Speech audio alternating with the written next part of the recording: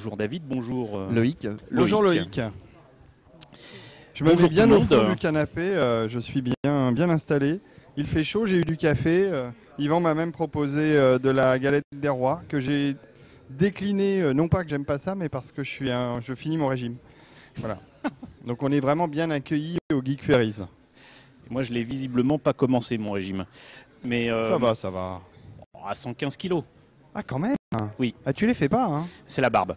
C'est la taille aussi parce que tu n'es pas petit Yvan. Oui. Oh, 1m80, rien de... Ah bah voilà, Loïc est bien plus grand. Je suis 1m84, bon c'est pas si sensible. 1m84 Oui. Tu fais plus grand. C'est les talons. C'est les talons, c'est les talonnettes. On est en train de faire des dialogues de films français, c'est une horreur. Démarrons un petit peu. Donc nous avons Non, je ferai pas de blagues stupides. La joie et l'avantage d'accueillir David alias Mister D. Merci de m'avoir invité ce matin. Je connaissais pas l'endroit, je connaissais pas les Geek Ferries avant qu'on m'en parle. Et puis Naya m'a envoyé un petit message pour m'expliquer comment tout ça allait se passer. J'ai donc regardé et Yvan m'en a reparlé. Et voilà, c'est chouette. C'est chouette. Puis c'est chouette de sortir Yvan, parce que sinon il reste chez lui, il prend la poussière. C'est pas bien. Il faut sortir son Yvan de temps en temps. Et donc, que dire sur Mister D? Alors, c'est l'agence Too Geeks, c'est les nuits au max, c'est beaucoup de choses en fait. Alors, il y a plusieurs parties geekiennes en moi. Il y a mon activité principale de travail, puisque j'ai cofondé une maison que vous connaissez peut-être qui s'appelle les éditions Brajlon, dans lequel on fait quand même un certain nombre de livres plutôt appréciés des geeks, puisqu'on fait énormément de fantasy. J'ai raté de peu la réédition de Conan et j'en suis toujours très... Oh, ça sera, je pense que ça va être réimprimé, mais tu m'en parleras, je t'en mettrai un de côté la prochaine fois qu'ils refont un tirage sur Conan. C'est vrai que c'est parti, les éditions collector sont parties très très vite. Il faut dire qu'elles ont été gérées de main de maître par l'ami Louinet qui a dirigé toute cette réédition de Howard, pas que Conan, de tout Howard, et qui a repris les textes et qui a mis les bonnes traductions aux bons endroits, qui a enlevé tout ce qui était superflu écrit par certains écrivains qui n'avaient rien à faire dans l'œuvre d'Howard. Et on a ressorti tout ça chez Brajlon. Donc voilà, ça c'est mon activité principale. Ça a été la création de cette société il y a 15 ans. On a fêté notre 15e anniversaire cette année. Et depuis 3 ans, je m'occupe d'une autre société qui s'appelle Idantes, qui fait de la diffusion numérique principalement, qui sont les nouvelles technologies sur lesquelles nous éditons, que ce soit Brajlon ou d'autres. On a créé une société spécialement pour ça parce qu'en fait, on voulait travailler avec nos concurrents. Alors on travaille avec La Talente par exemple, qui sont des concurrents mais néanmoins amis, et avec qui on fait de la diffusion de leur catalogue en numérique. La diffusion, pour ceux qui le demandent, c'est, ou pas d'ailleurs, je vais le dire, c'est le travail commercial qui consiste à gérer le flux de nouveautés, annoncer aux différents magasins, qu'ils soient virtuels ou réels, hein, mais là nous on travaille dans le virtuel, l'arrivée des nouveautés, essayer de créer des partenariats commerciaux afin que ces livres soient mis en avant pour que le public puisse les trouver, créer des opérations commerciales. C'est vraiment un travail commercial, au même titre qu'il en existe dans le monde du livre papier. En fait, on a pensé, et on a à mon avis raison, que c'était aussi nécessaire de le faire dans le monde du livre numérique. Donc voilà, ça c'est la partie professionnelle, et maintenant j'ai des passions comme vous tous ici, et mes passions c'était... j'avais envie de... C'est le cinéma avant tout, donc j'ai fait les nuits au Max, qui sont des nuits cinéma une fois par mois, au Max Linder, Panorama, dans le 9e. Allez voir notre page Facebook sur facebook.com/nuit au pluriel. Oui, parce que les écrans plats c'est bien gentil, mais ça sera jamais aussi grand qu'un écran de cinéma, voilà. Et dans un vrai cinéma comme la Max Linder. Même avec un bon vidéoprojecteur chez soi, et un très bon home cinéma, vous ne pouvez pas remplacer un écran de 18 mètres et une salle de 600 places. C'est pas possible. Ni le public. Et en fait, le souvenir que j'avais, j'ai rien inventé, je les ai pas inventés les nuits de cinéma, il y en a eu depuis que le cinéma existe, et puis surtout au Max Linder, il y a 25 ans maintenant, le cinéma a été entièrement refait. C'est une salle vraiment magnifique. C'est la première salle à avoir du THX, je crois. Alors la deuxième, parce qu'en fait la première c'était le Forum Horizon oui. Au Forum des Halles. 96 du coup. Non, c'est 2000. Alors c'est 1986 pour le Forum Horizon et 1987 ou 88, 88 pour le Max Linder. Donc le Forum Horizon étant le premier, c'est une salle que je connais bien parce que j'ai été associé à son directeur quand j'ai créé dans une autre vie Lucasfilm Magazine.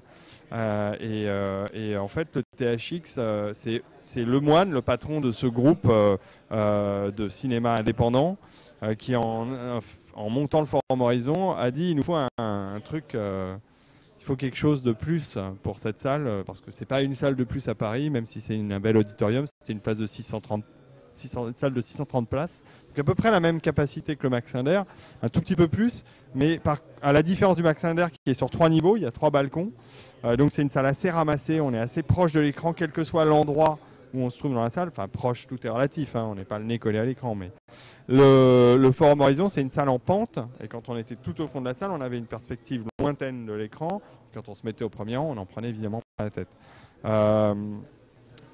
Ils ont été les premiers à aller voir Lucasfilm et à aller voir la section THX et à leur dire on veut que vous nous designiez la salle. C'est-à-dire que dans le monde, le THX avait été adapté aux salles qui existaient. C'était la première salle au monde où les gens de Lucasfilm ont pris un crayon à papier double décimètre et ils ont dessiné la salle. L'espace était vide, c'est un cube.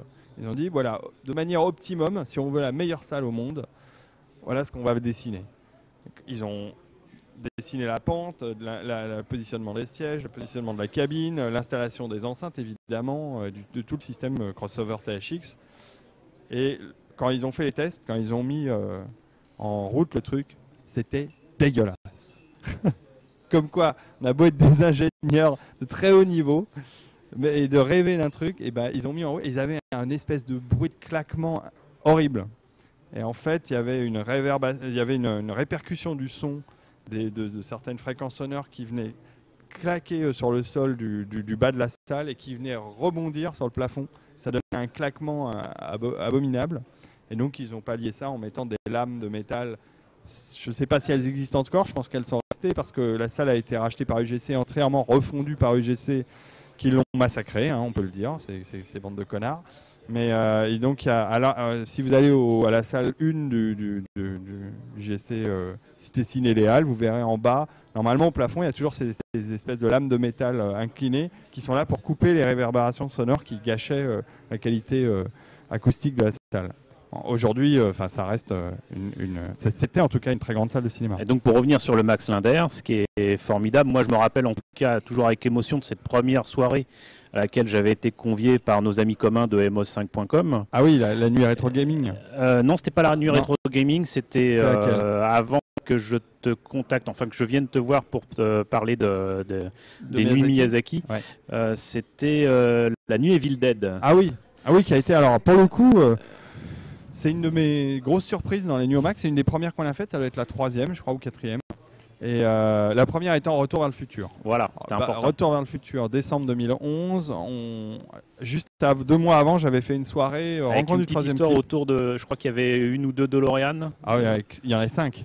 Il y en avait 5. Il y en avait 5. Et il y en a une qui était tombée en rade devant l'hôtel de ville. Je vais raconter vite fait. Les anecdotes de fou. 2 mois avant, on fait une soirée. Bon, alors, je reviens au Nuits au Max rapidement pour comment c'est venu. Excuse-moi, je te laisse pas beaucoup la parole. Mais c'est très bien parce que du coup, en fait, moi, c'est exactement la question que j'allais poser. Comment c'est venu ? Ouais, comment c'est venu. Et après aussi, j'ai une question complémentaire. C'est parce que, par exemple, les Retours vers le futur, ça fait un petit moment que c'est sorti au cinéma. Comment est-ce que vous faites pour avoir les films aujourd'hui pour pouvoir les diffuser dans les cinémas ? C'est très simple. Il y a 3 méthodes. Avant de revenir sur la genèse des nuits, soit on a un DCP fourni par le distributeur, c'est-à-dire le format numérique du cinéma aujourd'hui, puisque tous les films que vous voyez aujourd'hui, à 99% des nouveautés sont au format numérique sur des disques durs. Ça n'avait pas été le cas par exemple sur Interstellar où Nolan qui a tourné en 35 a voulu qu'il y ait des copies 35 et d'ailleurs au Max Linder qui est une des dernières salles à avoir un projecteur 35. Ils avaient aussi un projecteur 70 mais malheureusement ils l'ont démonté parce qu'il y a carrément plus de copies et donc ça sert à rien de garder un projo s'il n'y a plus moyen de passer quoi que ce soit. Et donc sur certains films il y a encore la volonté d'avoir un peu de pellicule 35 et d'ailleurs Interstellar en 35 c'était très beau. Donc DCP numérique, donc le distributeur, l'ayant droit du film nous fournit des disques durs sur lesquels il y a les films qualité optimum, hein, généralement, parce que les DCP sont récents, ça date de 2-3 ans, donc maximum, donc c'est des technologies d'acquisition qui sont fiables et les copies sont belles. Autre possibilité qui nous sauve la vie sur beaucoup de choses, c'est le Blu-ray. On diffuse du Blu-ray. Alors les gens vont dire hein, quoi, du Blu-ray, mais est-ce que c'est suffisant pour une salle de 18 avec un écran de 18 mètres Totalement. Si le Blu-ray est beau, s'il a été bien fait, bien encodé, c'est sans problème pour la simple raison que la résolution d'un DCP est quasiment la même que celle d'un Blu-ray. C'est-à-dire que le Blu-ray c'est un Full HD 1920 par 1080. Le DCP c'est quasi la même chose, un tout petit peu plus, quelques pixels en plus. Je l'ai plus en tête, mais c'est quasi la même chose. La grosse différence qui réside entre le DCP et le Blu-ray, c'est la compression. Que le DCP est très peu comprimé. Il n'y a pas d'algorithme de compression ou peu pour que les images ne soient pas dégradées par de l'artefact du grain dû à la compression JPEG, enfin JPEG ou autre codec de compression. Sur le Blu-ray, évidemment, comme il faut faire tenir ça sur une galette, c'est beaucoup plus compressé. Quand les gens font bien leur travail, quand les gens font bien leur master, c'est sensiblement la même chose au final, parce quand une photo bien compressée, bien travaillée, ou une série d'images bien travaillées, ne pose pas de problème. Et on a vu des projections Blu-ray au Max Linder. Je repense à la copie de Terminator 1, où évidemment les trucs même un peu plus récents, parce qu'on a fait Moon en Blu-ray et de ce genre de film. C'est impeccable. Je défie quiconque de voir la différence avec un DCP. Mais vraiment, quoi. Alors évidemment, si le Blu-ray n'est pas bon, ce qui nous est arrivé par exemple sur le film de Verhoeven, La chair et le sang, où le Blu-ray français était abominable, mais abominable. C'était genre à la limite du DVD gonflé, partie d'une copie mauvaise, c'est pas bon. Donc là, on a été chercher un Blu-ray allemand qui avait été fait à partir d'un master bien meilleur, qu'on a ripé, sur lequel on a synchronisé le doublage, pas le doublage, mais les sous-titres français. C'est un peu plus compliqué. Dernière source, évidemment, le 35 mm. Le dernier qu'on a diffusé, je crois que c'était Sleepy Hollow l'année dernière pour Tim Burton, pour la nuit Tim Burton, parce qu'il n'y avait pas de qualité de Blu-ray suffisante. Depuis, il y a un Blu-ray japonais qui est bon. Et puis pour les Miyazaki, on a passé du 35 parce qu'il n'y avait pas encore les Blu-ray. Aujourd'hui, ils existent. Enfin, alors pour le coup, Disney, eux, nous fournissent des DCP à chaque fois quand ils existent au format numérique. Et sinon, c'est du 35 mm. Donc voilà les sources qui permettent de faire de la projection. Mais ce qu'il faut savoir, c'est que moi, je suis responsable technique, on va dire, de la qualité des projections. Et donc, je teste avec le projectionniste, qui est quelqu'un d'extraordinaire, que je salue, si Eric, tu nous écoutes. Et on fait des tests assez nombreux sur les réglages, sur les types le réglage de la lampe ou le type de lampe, parce que quand on passe en 3D, c'est pas la même lampe. Il faut changer de lampe. Voilà, on fait attention à la façon dont on va projeter le film. Je me rappelle qu'il y avait eu un petit problème avec une pellicule 35, c'était pour la nuit rétro gaming du coup. Ouais, c'était Wargames. Wargames. Ouais. Depuis, il y a un Blu-ray. Mais à l'époque, ouais, on avait eu quelques. Ça arrive que la pellicule casse, voilà. 35, surtout quand elles sont anciennes. Donc, et ça permet de réveiller la salle. Parce voilà. que, on a parlé des films, on parle des nuits au max, mais il faut bien préciser. Si tu permets que je présente un peu les choses, c'est que les nuits au max, c'est quoi? C'est vraiment une nuit blanche. C'est à partir de minuit, c'est 3 films. Pour un tarif dérisoire en plus, c'est toujours 15 €. C'est 15 €. Donc ça fait 5 € le film. Il y a une ambiance de folie. Il y a, pour tenir le coup, du café qui est offert entre les séances. Si je me suis senti aussi bien avec la soirée Evil Dead, c'est que j'ai vu qu'en plus il y avait de l'animation, il y avait des petits cadeaux, des petits concours qui sont faits auprès du public, et c'est pour ça que on a immédiatement sympathisé, ouais. David et moi, parce que j'ai entendu parler de votre nuit Miyazaki. Il se trouve que moi j'ai les contacts nécessaires pour amener des lots des différents éditeurs, etc., qui permettra justement de faire en sorte que les gens partent contents. C'est-à-dire que la nuit coûte pas cher. On passe du bon temps, on peut tenir le coup avec le café, il y a une ambiance de folie, on part avec des cadeaux. C'est souvent des nuits fédératrices, enfin pas toujours, parce que je crois qu'il y a eu un petit flop sur un essai de nuit. Il y en a eu plusieurs.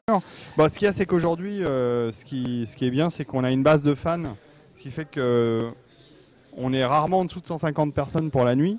Mais 150 personnes, c'est vraiment le niveau bas. Alors évidemment, question rentabilité, c'est pas génial, hein, parce qu'au Max Inter, il râle un peu. Puis moi, je me cache pas. Hein, ça fait partie des activités que j'ai ramenées à la société. Parce qu'à la base, on est démarré associatif sur les nuits au Max. Alors je vais revenir un peu sur l'origine. Je signale que je remercie, je vois qu'il y a des questions qui sont posées. Et il y a un petit merci à Brajlon pour le roman du Visiteur du Futur. De rien. On est ravis et il sort directement en numérique et là il va sortir en papier parce que c'est un gros succès. Et je regarde, il y a des questions qui apparaissent, alors c'est bien. Pour les questions à ce moment-là, tu as juste à cliquer sur le point d'interrogation. Ah d'accord. Pour avoir fait plusieurs nuits et pour avoir déjà réservé par une nuit Matrix, je peux dire qu'il y a vraiment une ambiance de folie et j'ai vraiment hâte de revenir. Merci, c'est exactement l'idée, c'est-à-dire que j'en reviens aux origines, il y a 25 ans, le patron du Max Inter, dont j'ai oublié le nom, qui a fait du cinéma depuis, a eu cette idée de faire des nuits dont les thématiques étaient proches de ce que j'avais envie de voir au cinéma. Donc il y a eu des nuits Spielberg, il y a eu une nuit John Hughes, d'ailleurs j'espère un jour la faire quand même, la nuit John Hughes, parce que enfin ça ne parle peut-être qu'à moi et ma génération, mais il y a quand même des films conséquents à voir. Et en plus de ça, l'été, il avait fait l'été le 70 mm. À l'époque, c'était du 70 mm, formidable. Et donc, tous les jours, il y avait 1 ou 2 films en 70 qui changeaient tous les jours. Et la sélection, c'était les Indiana Jones, Silverado, Legend, la Tour Infernale. Enfin, j'en ai vu des kilotonnes. Tous les jours, ça changeait. Ils recevaient des cartons entiers, des caisses entières de 70. Tous les jours, ils passaient des films différents dans ce que j'aimais. Pendant 2 étés, il y a eu ça. Et l'été suivant, il n'était plus là, c'est quelqu'un d'autre qui a repris la salle, et ils ont fait l'été du film noir et blanc muet japonais. Super, mais dans une salle THX avec un tel écran. Moi, j'ai rien contre le cinéma muet japonais, au contraire, je trouve ça passionnant. C'est juste qu'il y a des salles qui sont adaptées au grand spectacle. C'est le cas du Max Inter. C'est une salle qui envoie le bois, où visuellement c'est magnifique. Le son, c'est un auditorium. C'est-à-dire qu'il y a des très grandes salles comme le Rex qui est juste à côté, qui font aussi des événements. Et pour moi, le Rex est une très mauvaise salle de cinéma. C'est pas, l'écran est petit quand on est dans la petite configuration maximum des 2800 places, ou le grand large, l'écran, l'image est déformée tellement que c'est grand. Le son est pas génial parce que c'est une très grande salle. Il y a une ambiance festive, ça je le reconnais. Il y a une très belle ambiance au Rex, il peut y avoir une très belle ambiance festive. Mais par contre, quand on va au Max, on a une qualité de projection. On va voir les films, on va les découvrir dans une qualité de projection optimum. Ça, c'était la chose vraiment importante. Donc, on a commencé avec le Retour vers le futur. Après avoir fait une tentative avec Rencontre du troisième type, on n'était pas énorme, on était 150, juste pour voir Rencontre à minuit. Et le programmateur du Max Inter me dit, mais tu sais, tu te rends pas compte, 100 et quelques personnes, déjà c'est bien. À Paris, les nuits, c'est plutôt 30 ou 40 personnes dans les salles de cinéma plutôt que 100, 150. Je dis, ouais, mais pour retrouver l'ambiance que j'avais connue dans les années 80, il fallait qu'on soit 400, 500, quoi. Je me suis dit, bon allez, on va se faire un Retour à le futur, j'ai vraiment envie de les revoir sur grand écran, parce qu'en fait, voilà, c'est ça. À la base, les nuits au Max, c'est parti de l'idée que j'avais pas de vidéoprojecteur chez moi, et que j'avais envie de me refaire des films que j'aimais bien sur grand écran. Donc j'ai un peu fait ma sélection, tu vois, de trucs que j'avais envie de revoir. Et il se trouve que ça correspondait bien aux envies des gens aussi. Donc on a fait les Retours vers le futur, et c'était la folie. C'est-à-dire que c'était plein, les gens sont venus en costume. J'avais contacté Claude Nice, qui est donc le gars qui avait fait transformer sa DeLorean en DeLorean du film. C'est pas une vraie du film, mais il l'a refaite et elle est super. Et il me dit ouais, je vais venir bien sûr. Alors je l'ai défrayé de son essence quand même, le pauvre, parce qu'une DeLorean, ça. Oui, il venait de loin, Claude. Et je dis à Claude, et non, c'est lui qui me dit, mais tu sais, il y a un club DeLorean et ils aimeraient bien venir montrer leur voiture. DeLorean DMC, des amis. Voilà, et je leur Jean-Marc Deschamps. Exact. Et je leur dis, mais grave, venez quoi. Et donc, j'ai pas vraiment géré le truc quoi. On s'est retrouvé avec 5 DeLorean plus 7 de Claude, donc je crois qu'il y en avait 4 ou 5 en tout vraiment, ou peut-être 6. Et Claude, il est arrivé dans les embouteillages du samedi soir. Et je sais pas par où il est passé, mais il s'est retrouvé. La DeLorean, un défaut, la sienne, c'est qu'elle chauffe, et quand elle chauffe, elle s'arrête. Et donc, elle s'est retrouvée à l'arrêt devant l'hôtel de ville. Et je reçois un coup de téléphone de Claude. On était à 1 heure du début de la séance. C'était la folie dans la rue. Parce qu'en plus, le théâtre des nouveautés qui jouxte le Max Linder avait une captation de spectacle ce soir-là. Et donc, il y avait un énorme camion régie je ne sais plus si c'était France Télévisions ou un truc dans le genre qui était garé devant. Et tous les gens ont cru que c'était pour notre soirée, en fait. C'est ça qui est génial. Ah ouais, il y a la télé et tout. Ouais, il y a la télé, ouais. Et Claude m'appelle. Il me dit, je suis en rade, je peux pas arriver, je suis en rade devant l'hôtel de ville. Heureusement, sous la main, j'avais mon équipe à l'époque. On avait lancé les Nuits au Max avec l'association FreePod, qui était une association de podcasts, puisque je fais aussi du podcast. Et donc, on s'était regroupés pour essayer de mutualiser nos ressources. Bon, il se trouve qu'in fine, ça n'a pas fonctionné. On a dissous l'association l'année dernière, mais à l'époque, il y avait vraiment la volonté d'essayer de faire quelque chose ensemble. Mais cette DeLorean coincée à Hôtel de Ville, ça a fait du buzz. Bah oui, parce que moi, j'en ai entendu parler. Bowser est parti la chercher avec 2-3 membres de l'assaut, et ils l'ont poussé de l'Hôtel de Ville jusqu'au Max Linder. Il y a eu des photos qui ont traîné sur le net. Des vidéos même. Il y a Marty qui a débarqué à Paris.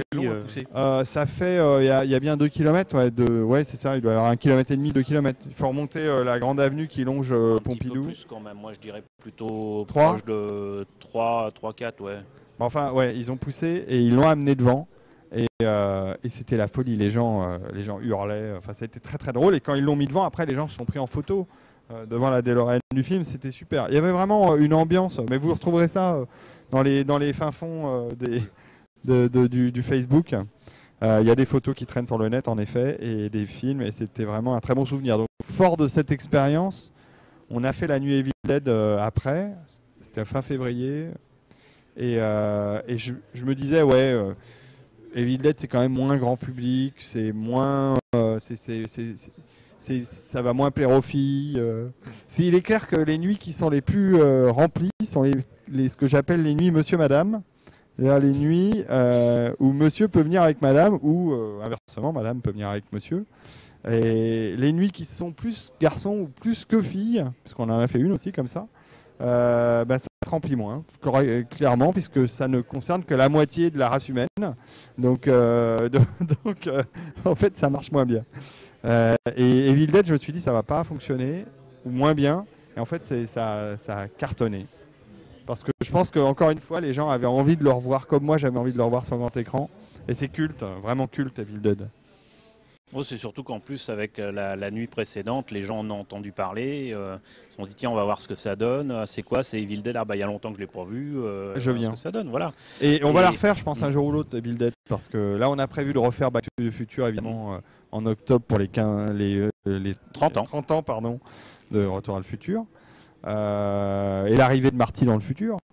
Mais le Rex nous a déjà grillé la priorité évidemment, puisqu'ils sont, je peux le dire, très jaloux de notre réussite des Nuits au Max. Ils me l'ont fait savoir, ils nous ont déjà mis des bâtons dans les roues, et là donc ils avaient bien, ça faisait longtemps que je parlais de refaire la Nuit Retour à le futur au moment de l'arrivée de Marty dans le futur, et donc le Rex nous a grillé la priorité et organisé carrément 2 nuits de suite, le jour même de l'arrivée de Marty dans le futur et le lendemain. La première étant complète, j'espère pour eux d'ailleurs qu'ils vont remplir la deuxième, comme ça ils nous ficheront la paix, qu'on puisse faire la nôtre après. Moi j'ai pas de problème à faire ma nuit après le Rex, je sais déjà que de mon public, de ceux qui viennent habituellement au Nuit au Max, ils préféreront de loin le revoir au Max Linder que d'aller au Rex, parce qu'ils savent que l'ambiance sera bonne, que la projection sera agréable. Et en plus, on avait projeté les Blu-ray à l'époque parce que c'était juste après la sortie des Blu-ray des 25 ans.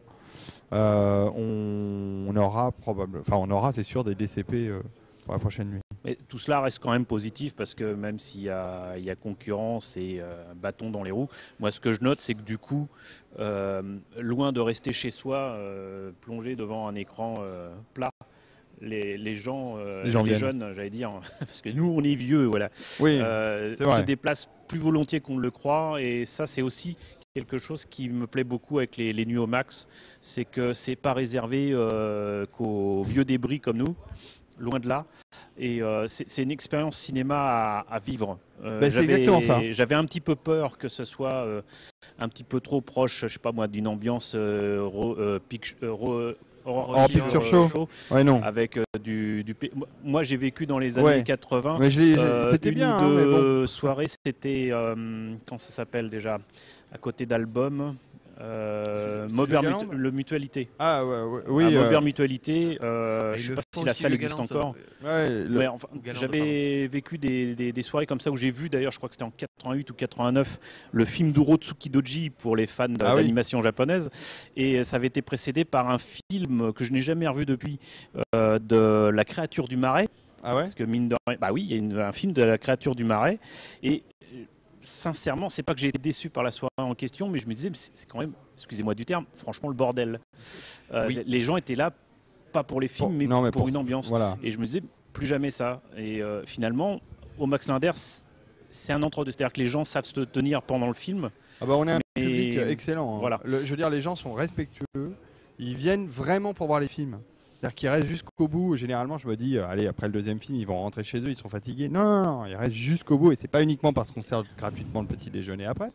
Oui, parce qu'il y a ça aussi. C'est-à-dire que le passage de 3 films permet de correspondre au premier métro à Paris. Même après, on se retrouve qu'on finit vers 7h30, largué dans la rue. On a le petit déjeuner, donc on part pas le ventre vide. Et surtout, comment dirais-je, osons ce terme, c'est une vraie communion, voilà, autour d'un thème, d'une soirée. Il y a une communion réelle, et après les gens en discutent volontiers entre 2 séances. Voilà, et puis moi ça me paraît, on a déjà passé un peu tous les classiques qu'on voulait passer, mis à part Star Wars, qu'on passera peut-être à la fin de l'année si Disney nous l'autorise. Maintenant on s'autorise un peu à faire des tests, hein, ce qu'on a fait avec Wakanim et Sword Art Online qu'on a passé en décembre. T'étais pas là, mais on s'est bien amusé. Enfin, je me suis bien amusé. J'ai acheté des bouilloires et j'ai fait des nouilles quand même pendant toute la nuit. Voilà, ça vous trouverez ça nulle part dans une autre nuit cinéma. L'organisateur qui fait des nouilles pendant les entr'actes. Alors, j'ai pas fait on était 400, j'ai pas fait 400 bols de nouilles, c'était pas possible, mais on en a bien fait une centaine, hein, à mon avis, dans la nuit, hein. Peut-être même plus. Les bouilloires, elles ont tourné. Comme quoi on peut te mener à la baguette. Ouais, exactement. Alors j'avais été acheté. Une conférence avec moi, s'il n'y a pas au moins un jeu de mots, c'est pas. C'est tout à fait, c'est indispensable. J'avais été acheté chez un petit fournisseur chinois que je connais qui est Max Dormois. J'avais été acheter des bols, des baguettes, tout ce qu'il fallait pour justement. T'es pas allé chez les frères. Non, les frères Tang, c'est trop loin. C'est le 3e. Ouais, non, mais ça m'arrangeait pas. Et puis il est bien, mon fournisseur, je l'aime bien. Et donc la nuit a vraiment été un succès. Je pense que les gens étaient très contents. Les organisateurs qui étaient avec moi sur ce coup-là, enfin les gens de Wakanim étaient surpris. Nous c'est G1 et Game One qui nous avaient donné les nouilles pour se faire un peu de promo, pour être partenaire de la soirée. Et franchement, elles sont bonnes. Ils n'ont pas acheté de la nouille au rabais. Excellente nouille. J'en ai ramené pas mal chez moi d'ailleurs. Ma femme a apprécié. Et voilà, et on sait vraiment, si on s'éclate pas dans les nuits qu'on fait, on les fait pas. Soit on s'éclate, on vient pour se marrer. Alors des fois je suis crevé, mais vraiment, et je tiens un film, je fais la tombola et après généralement je rentre. Et c'est là généralement que je me fais piéger. Je m'assois dans la salle au début du 2e film et je pars. Le film est presque fini, quoi, parce que évidemment je suis là pour voir les films aussi comme les gens qui sont venus, quoi. Et j'étais content de revoir Rocky, même si au début janvier, on n'a pas eu beaucoup de monde pour X raisons, dont les événements récents à Charlie Hebdo, qui évidemment... Je me suis abstenu de faire la promo des nuits à ce moment-là, parce que voilà, enfin, il y a des moments où tu laisses tomber, quoi. Et il y avait quand même 150 personnes, et quand il y a moins de monde, on peut pas plus passer de temps avec les gens et discuter. J'en profite pour remercier Monsieur Smith, qui est là chaque nuit, et Zafeu, l'ami Zafeu, qui vient, et c'est comme ça qu'il se fait appeler. Bravo. Et qui vient à chaque nuit aider Monsieur Smith à sa table d'objets plus ou moins geek. Et voilà, sans Monsieur Smith, j'arriverais pas à tenir les nuits. Il est indispensable à toutes ces soirées et il m'aide beaucoup. Et puis merci au Max Linder, évidemment, qui a accepté complètement de. Alors il gagne des sous avec, hein, parce que quand ça marche bien, ça leur apporte un peu d'argent. Pas beaucoup, honnêtement, pas beaucoup. Ce qui est bien, c'est que plein de jeunes ont découvert cette salle, la connaissaient pas, connaissaient de nom, la connaissaient pas, n'étaient pas venus, et quand ils se sont rendus compte de la qualité, après, plutôt que d'aller n'importe où, ils regardent ce qui passe au max et ils se disent ah bah je vais plutôt aller le voir au max qu'aller le voir ailleurs. Et puis voilà, donc c'est une très bonne ambiance et on est cette année on a un programme de folie, mais vraiment on a un très beau programme toute l'année. Je peux pas tout dire, mais on a un très beau programme et à commencer par Matrix le mois prochain, nouveau film des frères Wachowski, frères et sœurs Wachowski qui sort en février avec Jupiter Ascending. Enfin, je sais pas ce que ça va donner, mais en tout cas j'ai quand même envie de le voir. Et parce que Speed Racer, tu vois, il y a Mila Kunis,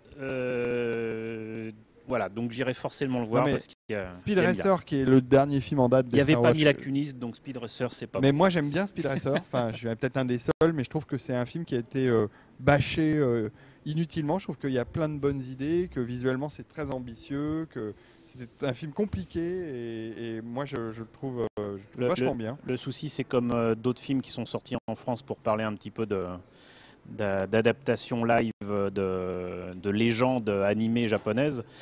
C'est comme pour Yamato, qui est finalement sorti non pas au cinéma mais en vidéo. Direct, oui, Speed Racer est sorti au cinéma, Warner y croyait dur comme fer, mais Speed Racer c'est très connu aux États-Unis, c'est très connu au Japon sous son vrai nom qui est Mac Go.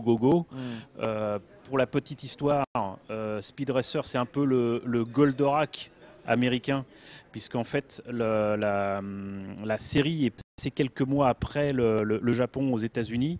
C'est la série japonaise qui a donné le goût à l'animation japonaise à certains Américains. C'était en 68, 69. Ouais, c'est et en plus, ça fait partie des premières séries en couleur qui ont bien marqué les Japonais et les Américains. Ça explique aussi pourquoi, 10 ans plus tard, des trucs comme la bataille des planètes, Gatchaman, a été négocié avec Tatsunoko, parce que Tatsunoko était le studio qui avait fait Speed Racer. Donc, je sais pas, je pense pas que ça ait eu du succès à l'international, même aux États-Unis, mais en France, ça ne pouvait pas marcher parce que la série n'est jamais passée en France. Non, c'est clair.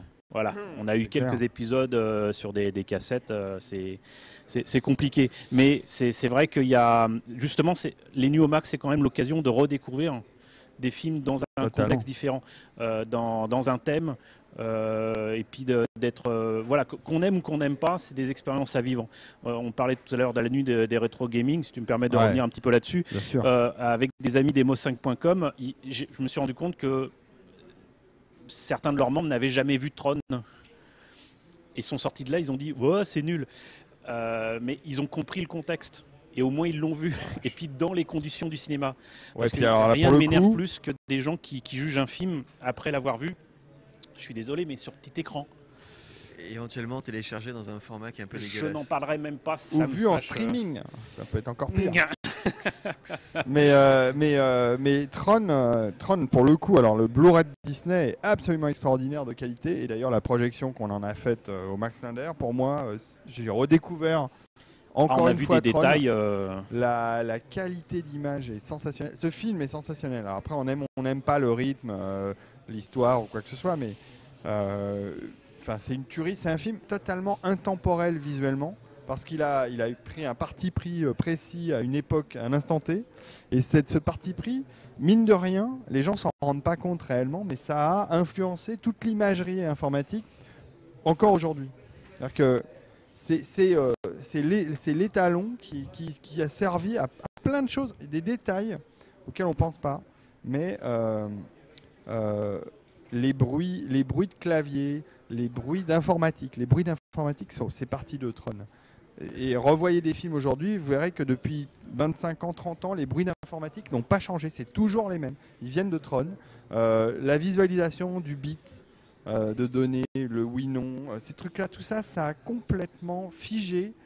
Comme Blade Runner a figé l'image du Los Angeles du futur, Tron a figé l'image de l'informatique pour l'éternité, je pense. Même si aujourd'hui, il y a du texturing, ça n'a plus rien à voir, mais l'image d'épinal de l'informatique, elle vient de là, quoi. Et c'était important qu'on le passe. Et si un jour j'ai l'occasion de repasser Tron encore au Max Linder, je le ferai, parce que pour moi, c'est un grand film.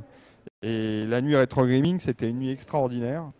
C'est une des plus belles qu'on ait faites, même si c'était pas plein. On était 350. Avec des bornes et des jeux de nos amis Demo5.com. Les gens de Demo5 ont amené des bornes de jeux vidéo magnifiques. Quelqu'un qui avait amené sa collection de vieux magazines, je crois aussi. Il y avait non, c'était pas le magazine qui s'est arrêté l'année dernière. Jeux vidéo, non, Joystick. C'est Joystick peut-être, je sais pas. Les gens de Joystick qui ont amené leurs archives.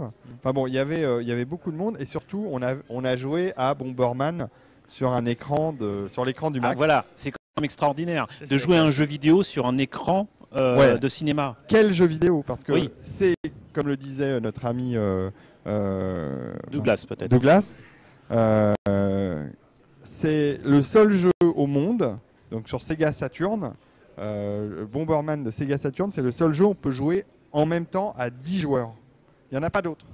Tu as des tas de jeux multijoueurs ou massivement multijoueurs en réseau, d'accord. Mais sur un seul écran, avoir 10 manettes alignées côte à côte et 10 personnes sur le premier rang du Max Linder qui jouent sur l'écran géant à Bomberman, c'est la seule possibilité, c'est Bomberman Sega Saturn. Il n'y a pas d'autre moyen, il n'y a pas d'autres jeux comme ça. Et c'était assez énorme. C'est sublimer l'expérience même du jeu vidéo pour le coup. Et c'est juste extraordinaire. Je vois que le temps passe. Ouais. J'en réponds à une question. Oui. On m'a demandé si j'avais amené mon automatone pour le flux concert. Et non, je n'ai pas amené l'automatone pour le flux concert ce soir. J'ai décidé de ne pas gâcher cette belle journée et le temps qui se lève. Mais si vous voulez entendre de l'automatone, sachez que peut-être lundi, si Quacos n'est pas malade, lundi soir, il y a la 200e de l'apéro du Capitaine où Boris Popovski sera là avec son instrument. Et au concert de l'apéro du Capitaine, que je recommande à tous nos auditeurs de jour et d'autres de venir, qui se passe en mars. Que je sache parce que j'en fais partie, alors faut pas que j'oublie. Les places sont en vente et Boris sera là avec ses nouvelles chansons aussi. Il nous reste à peu près 10-15 minutes pour continuer à parler. Il serait temps peut-être de parler aussi de ton podcast, l'agence Too Geek. Je termine, il y a une nouvelle question, enfin il y a une nouvelle remarque sur le flux. Il dit personnellement, j'aime pas aller au cinéma pour voir des films, mais les nuits au Max m'ont redonné goût au cinéma. Merci. De la part de Benjamin, merci à toi Benjamin surtout de venir. Ah oui, parce que ça peut sembler bête, mais je préfère l'ambiance du Nuit au Max que l'ambiance actuelle dans les salles de cinéma avec smartphone et écran allumé continuellement, des gens qui parlent, qui commentent en direct, qui se lèvent, qui me donnent envie de donner des baffes. Je l'ai dit, des baffes, j'ai été poli. Voilà. Mais voilà, c'est toute la différence qu'il y a entre une expérience cinéma actuelle qui est franchement dérangeante. On ne peut pas plonger dans un film. Avec les Nuits au Max, c'est complètement différent. Ce qui est paradoxal parce que moi je trouve qu'il y a de plus en plus de belles salles, même de beaux complexes. J'en ai un. Moi, j'habite plus Paris, j'habite la province proche. Je suis à Compiègne. Moi, je suis encore plus loin. Toi, t'es beaucoup plus loin. J'ai une salle de province qui ont pris le pari. Je salue. Je pense pas que mes amis du Régent me regardent là, mais le Régent qui est à Saint-Gaudens, pas très loin de là où j'habite, ont pris le pari d'augmenter les salles. Ils sont passés de 5 à 7 salles. C'est tout en numérique. Ils font des programmes éclectiques de fous. Je salue d'ailleurs la majorité des exploitants de salles que je pareil, connais. Le Majestic à Compiègne. Voilà, c'est très souvent. Enfin, je pense que c'est pareil pour toi. T'as très belle salle. C'est des belles salles. Les exploitants de salles sont des passionnés, sont des gens passionnants. Et c'est des gens qu'il faut soutenir. Voilà. Ouais, il faut aller au cinéma pour ça. Il faut aller au cinéma pour ça. Alors évidemment, il y a des multiplexes qui font des tarifs qui sont exagérés. Mais moi, pour donner un exemple, au Régent, je paye rarement plus de 4,80 € ma séance de cinéma. C'est tout à fait respectable et tout à fait abordable. Alors, pour l'anecdote, je suis allé voir un film. Je suis allé voir What We Do in the Shadows à Londres il y a 15 jours. La place était à 13,80 £. C'est très cher à Londres. Mais par contre, tu as dans les grandes salles, alors c'est un autre logique à Londres parce qu'ils envisagent le cinéma comme ils envisagent une sortie au music-hall. Enfin, c'est vraiment, pour eux, c'est vraiment du spectacle. Donc j'avais vu cet été Les Gardiens de la Galaxie au BFI IMAX de Londres, qui est peut-être une des plus belles salles IMAX du monde. C'est vrai que, alors là, je me souviens même plus combien j'ai payé la place, je préfère l'oublier, je crois que je l'ai occulté de mon esprit. Mais c'est un spectacle hallucinant parce que c'est une salle extraordinaire. Bon, c'est vrai que c'est très cher. Quand on y va en se disant on va voir un spectacle comme on va voir et Alors, je comprends le problème du tarif du cinéma. Et je comprends Yvan quand il dit que payer moins de 5 € une place de cinéma, c'est respectable. Je suis d'accord. Non, c'est surtout pour pousser les gens à aller au cinéma et à regarder leur salle de province. Ne pas se dire que le cinéma, c'est uniquement dans les multiplex ou aller en ville. C'était mon idée, c'était pas de dire qu'il fallait que les salles soient moins chères. Mais le fait de payer, c'est pour ça aussi, alors, un truc que je peux dire très vite sur les nuits au max, c'est que on a eu pas mal de partenaires et on a eu Square Enix et on est en discussion avec Warner pour faire des choses aussi. Et à chaque fois, ils me disent « Ah ouais, mais ces trucs-là, on peut pas les monétiser. On peut pas faire payer les places là-dessus parce qu'on n'a pas les droits comme ça. C'est compliqué. » Donc, ils veulent faire des soirées sur invitation. Ils sont même prêts à louer la salle, quoi. Je leur dis non. Je leur dis non. Je ne veux pas le faire. Je ne veux pas faire des soirées gratuites pour la simple raison que quand les gens payent, j'estime que la nuit qu'on fait payer 15 € avec le petit-déj, avec le café, c'est pas cher payé. C'est correct. C'est un prix correct pour 3 films. Si les gens ne veulent pas se payer ça, ça veut dire qu'ils n'ont pas vraiment envie de venir. Et en fait, c'est ce que je répète à tous ceux avec qui j'organise en partenariat des soirées au MAC. Je leur dis, il faut qu'il y ait une billetterie, il faut que les gens payent leur place parce que quand on vient à 23h30, c'est qu'on a vraiment envie de venir voir le film, qu'on a payé sa place, c'est-à-dire qu'on est motivé pour le faire et qu'on va être vraiment dans l'ambiance, que ça va fonctionner comme ça. Si on faisait des nuits où on invitait les gens, d'ailleurs, je suis persuadé que les 3/4 ne viendraient pas, prendraient leur place et in fine se diraient « Voilà, il est trop tard, je ne vais pas ressortir, il fait froid ». Et ne pas payer sa place, c'est ne pas participer à l'événement. Et je continue à défendre cette idée et je ne veux pas que les places augmentent. D'ailleurs, je me bats avec les organisateurs du Max, avec les patrons du Max qui me disent « Ah, 15 €, c'est pas très cher, on pourrait faire 16 ou 17 ou 18 ». Non, on reste à 15 €, on ne bougera pas de ce prix-là. Je vais me battre pour que ça reste ce prix-là. Et voilà, mais au moins les gens s'engagent en payant leur place.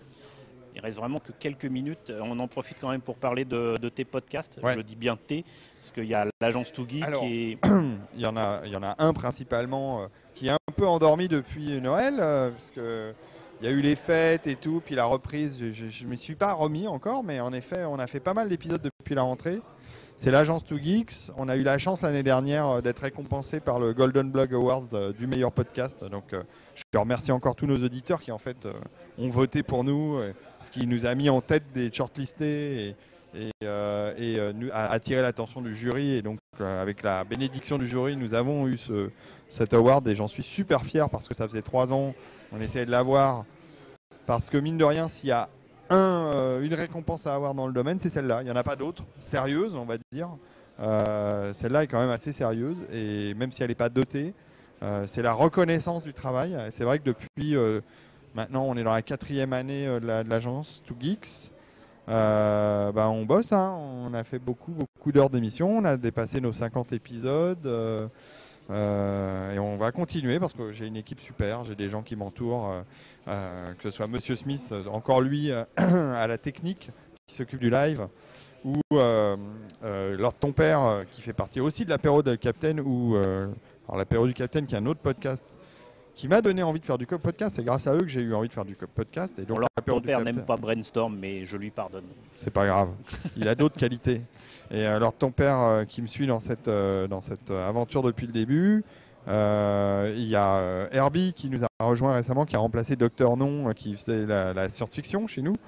Herbie qui a repris vaillamment le flambeau de nous parler des livres qui sont souvent en rapport avec le thème dont on parle dans l'agence Too Geeks.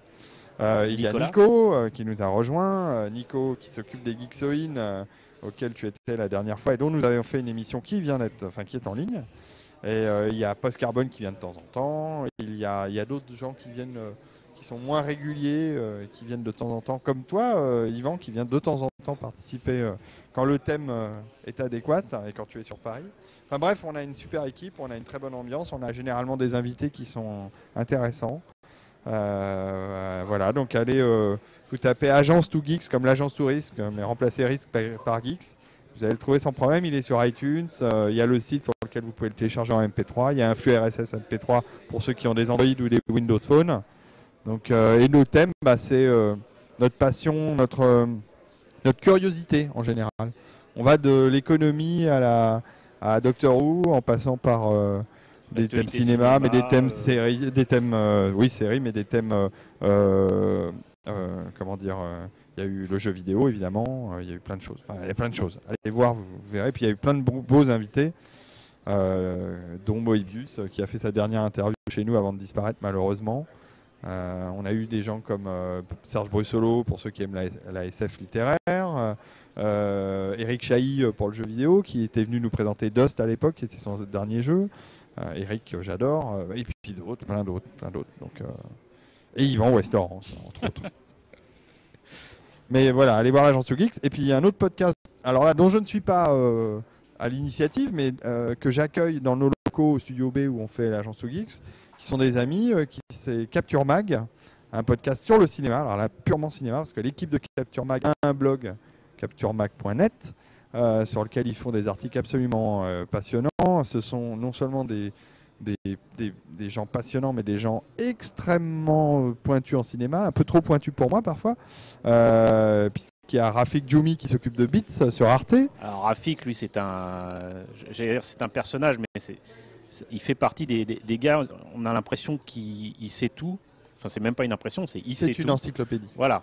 Et ce que j'aime chez lui, c'est qu'il sait rester humble. Oh, il est extraordinaire. Et voilà, il nous assomme pas de ses connaissances. Il a été chez Mad Movies pendant des années. C'est vraiment tout azimut. C'est jeux vidéo, c'est séries télé, c'est cinéma, c'est culture générale, c'est histoire. Voilà, c'est un type extra. C'est le genre de mec que j'adore. Moi aussi. Il y a Julien Dupuis qui s'occupe d'une émission sur Canal+. Rafik Djoumi qui fait Beats, rappelons-le. Oui, qui fait Beats sur Arte. Il y a Arnaud Bordas qui, lui, s'occupe de, je crois, c'est dans le Figaro, sa rubrique cinéma, mais pas que. Et donc qui est journaliste ciné, qui est Arnaud, qui est un grand personnage, a une stature importante, a une grande barbe, une grosse voix, donc quelqu'un qui a de la verve au micro, il est super, j'adore Arnaud, et qui avait monté le collectif qui soutenait John McTiernan quand celui-ci était encore en prison, et qui a fait beaucoup. On avait fait une nuit d'ailleurs. On avait fait une nuit pour soutenir aussi McTiernan, qui était super. Octobre Rouge, Predator et... Non, il n'y avait pas Predator, il y avait Die Hard, Octobre Rouge et le 13e guerrier. Voilà. On avait passé Predator avant dans la nuit survivaliste avec Square Enix qu'on avait fait pour la sortie de Tomb Raider. En tout cas, Arnaud est un type formidable, vraiment extraordinaire. Et puis il y a Stéphane Moïsakis aussi qui était encore il n'y a pas très longtemps chez Ubisoft, qui les a quittés pour d'autres aventures. Et ils reçoivent généralement des gens super. Il y a eu Jérôme Ouibon dans une des dernières qui nous parlait de son livre sur le space opéra, qui est un très beau livre. Et voilà. La prochaine, c'est le 27 janvier. Un mardi soir, ça va changer. Habituellement, on est un vendredi soir, mais là, ça sera un mardi soir. Je ne sais pas qui ils vont m'amener, c'est encore un peu secret. Donc moi, je passe les plats. Je suis derrière mon micro et j'essaye de les faire avancer au long cours de ces émissions qui sont longues, parce qu'ils font généralement 2 dossiers.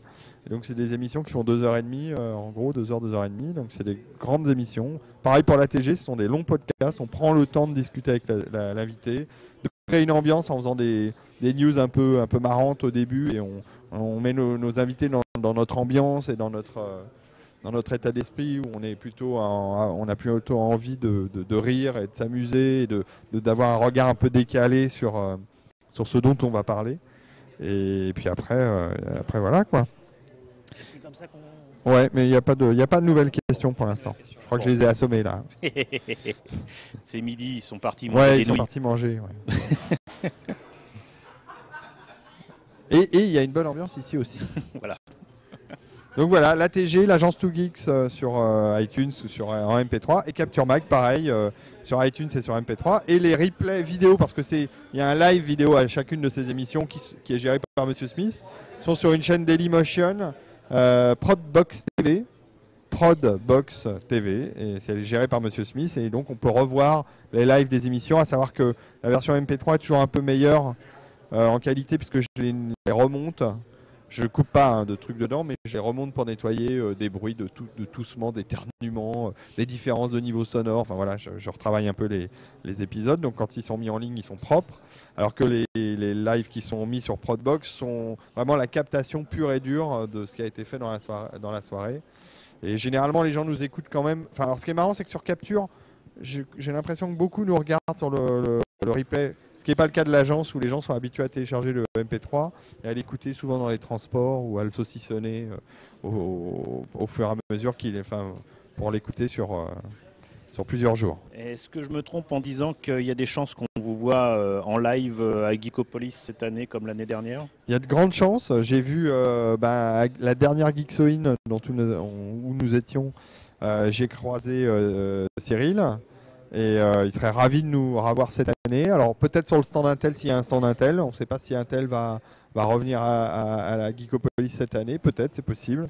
En tout cas, que ce soit sur le stand Intel ou ailleurs, je sais que Cyril nous a chaleureusement encouragé à revenir. Donc je serais ravi de retourner à Geekopolis parce que c'était vraiment super bien. Et donc je vous encourage à aller prendre vos places dès maintenant pour le Geekopolis pour mai prochain. Moi je t'invite à venir, accompagné ou non de Lord ton père ou Monsieur il viendra au Geek Ferries en juin prochain à Celles-sur-Cher. C'est une expérience à vivre aussi, très différente de Geekopolis. En pleine c'est du geek élevé en pleine nature avec, au grain, voilà. Avec plaisir. Avec plaisir. Le grandeur nature n'a jamais aussi bien porté son nom qu'avec les Geek Ferries. Très bien, ça me plaît. Ok. On va vous laisser. Merci beaucoup. Il n'y a pas de quoi. Merci à vous de m'avoir écouté patiemment. Merci à tout le monde.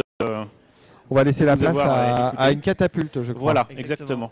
C'est une autre forme de projection. Et moi, je vais me catapulter chez moi, m'occuper de mes enfants, car nous sommes dimanche.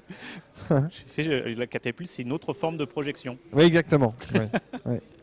Tout à fait. Voilà. Allez, go. Merci, bonne journée. Mais merci.